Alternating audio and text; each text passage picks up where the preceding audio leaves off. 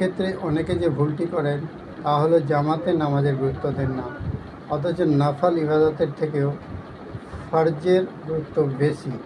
এজন্য সম্ভাব্য সবে কাদরের অন্তত ঈশা ও ফজরের নামাজ জামাতে আদায়ের চেষ্টা করতে হবে, যেন কোনোভাবেই জামাতের নামাজ ছুটে না যায়। এ বিষয়ে খেয়াল রাখতে হবে।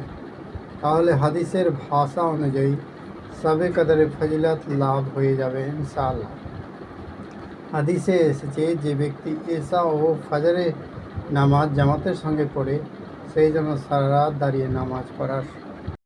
Welcome my channel. আসসালামু আলাইকুম। আলোচনা করব সবে কাদরের দুটি গুরুত্বপূর্ণ বিষয় নিয়ে। হাজার মাসের ইবাদতের থেকে উত্তম সবে কাদর বা লাইলাতুল কাদর। এই রাতে ইবাদতের সৌভাগ্য লাভ হলে আল্লাহ তাআলা অতীতের সব গুনাহ মাফ করে দেন। আল্লাহর রসুল সাল্লাল্লাহু আলাইহি ওয়াসাল্লাম বলেছেন, যে ব্যক্তি ঈমান ও বিশ্বাসের সঙ্গে এবং সওয়াবের আশায় রমজানের রোজা রাখে, শবে কদরের রাত্রে নামাজের জন্য দাঁড়ায়, তার আগেকার সব গুনাহ মাফ করে দেওয়া হয়। এই রাতটি রমজানের শেষ 10 দিনের বিজোড় রাতগুলোতে খুঁজতে বলা হয়েছে। হাদিসে আয়েশা রাদিয়াল্লাহু আনহা বলেন, নবী করিম সাল্লাল্লাহু আলাইহি সাল্লাম বলেছেন, তোমরা রমজানের শেষ দশকের বিজোড় রাতে লাইলাতুল কাদরের সন্ধান করো। সহিহ বুখারী হাদিস 2017, সহিহ মুসলিম হাদিস 1169। ঝগড়া বিবাদ থেকে বিরত থাকা। কাদরের রাতটিকে হাদিসে নির্দিষ্ট করা হয়নি। এই রাতটি সম্পর্কে আল্লাহ রসুল সাল্লাল্লাহু আলাইহি সাল্লাম সাহাবীদের জানাতে গিয়েছিলেন, কিন্তু দুই ব্যক্তির ঝগড়ার কারণে তা গোপন রাখা হয়। এ বিষয়ে হযরত উবাদা ইবনে সামিত রাদিয়াল্লাহু আনহু থেকে বর্ণিত যে রাসূল করিম সাল্লাল্লাহু আলাইহি সাল্লাম লাইলাতুল কদরের ব্যাপারে জানাতে বের হলেন। এই সময় দুজন মুসলমান ঝগড়া করছিলেন।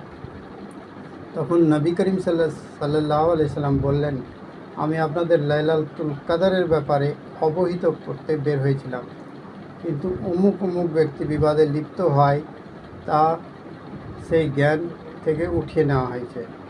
আশা করি উঠিয়ে নেওয়াটা আপনাদের জন্য বেশি ভালো হয়েছে। আপনারা সপ্তম, 27তম, নবম, 29তম এবং পঞ্চম, 25তম তারিখ এর সন্ধান করুন। সহিহ বুখারী হাদিস 49। এজন্য কাদারের রাতে ঝগড়া বিবাদ থেকে বিরত থাকতে হবে। যেহেতু কাদারের রাতটি নির্দিষ্ট নয়, তাই রমজানের শেষ দশকের পুরোটা সময়, বিশেষ করে বিজোড় রাতগুলোতে ঝগড়া বিবাদ থেকে বিরত থাকা উচিত। বলা যায় না, কোনো একটি রাত হয়তো কাদরের হলো, কিন্তু কেউ বিবাদে লিপ্ত থাকার কারণে তা থেকে বঞ্চিত হলো।